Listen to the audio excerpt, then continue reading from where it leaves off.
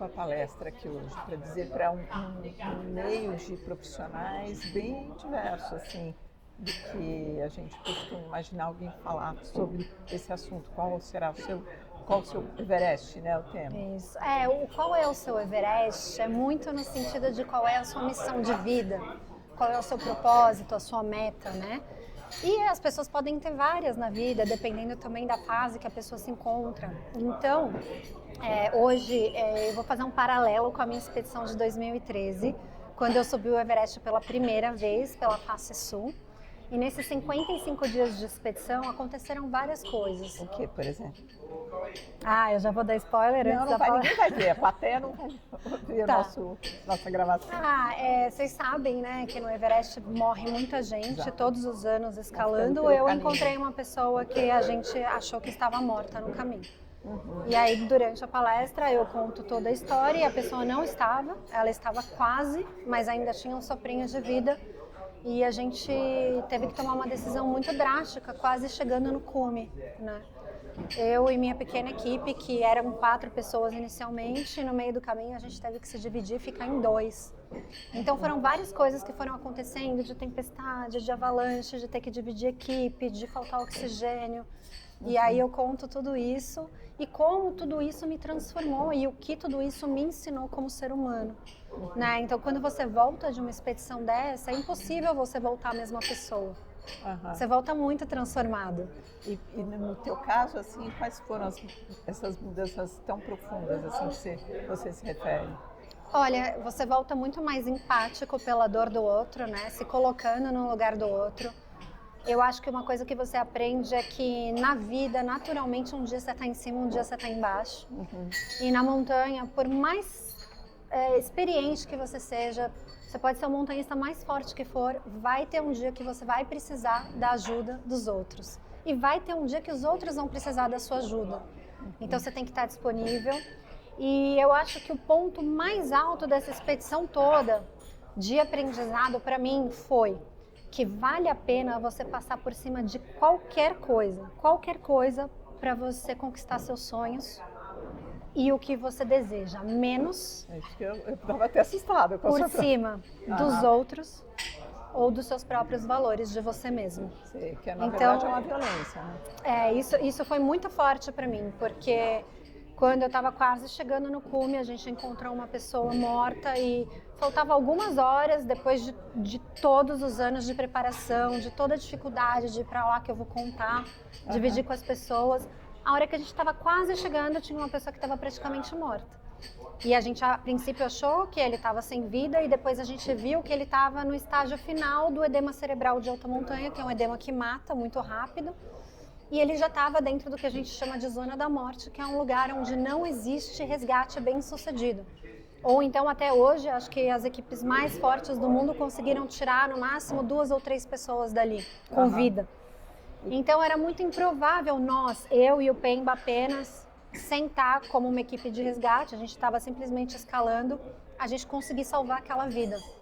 E a gente teve que tomar uma decisão de abrir mão do cume, para salvar uma vida que a gente tinha menos de 0,5% de chance de realmente salvar. E era uma pessoa de que idade, mais ou menos? Era um homem bem alto, bem grande. Ele aparentava ter ali seus 30, 40 anos, mais ou menos nessa faixa etária.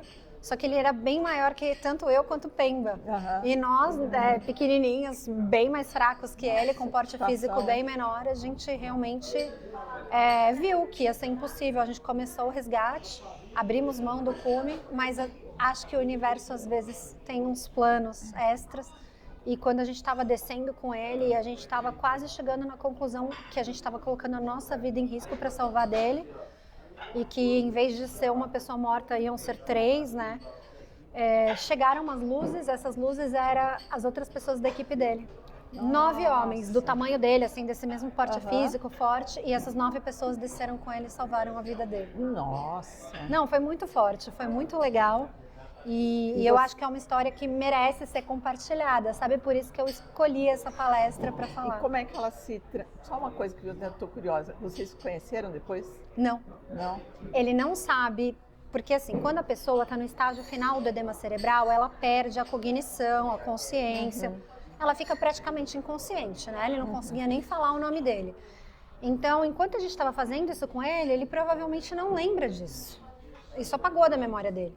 E ele só recuperou a consciência quando ele conseguiu perder a altitude o suficiente para a hipóxia não ser mais tão severa. Entendi. E para ele ter oxigênio no cérebro para Nem retomar a mais tarde consciência. vocês tiveram contato? Não tivemos, porque eu fui para o cume e ele provavelmente foi evacuado para Katmandu. Então a gente não teve contato com ele, não sabe o nome dele, a gente só sabe que ele não morreu. E por que a gente sabe que ele não morreu? Porque o edema cerebral ele tem uma característica muito interessante. Se a pessoa for morrer e não for se recuperar, é nas próximas horas. Se ela descer e perder a altitude rápido, ela normalmente se recupera 100%. Nossa, e como a gente ouviu que aconteceu tudo isso, mas que ninguém morreu uma semana depois que eu fiz cume, então ele saiu escapou do risco ali. Agora, como tudo isso, essa história se transporta para o meio empresarial, ou para uma situação como essa aqui, que tem uma plateia de empresários, de empreendedores, de profissionais liberais. Eu acho que essa é só uma das histórias, né? Essa é um valor, acho, primordial para qualquer ser humano, independente da profissão dele ou do cargo dele.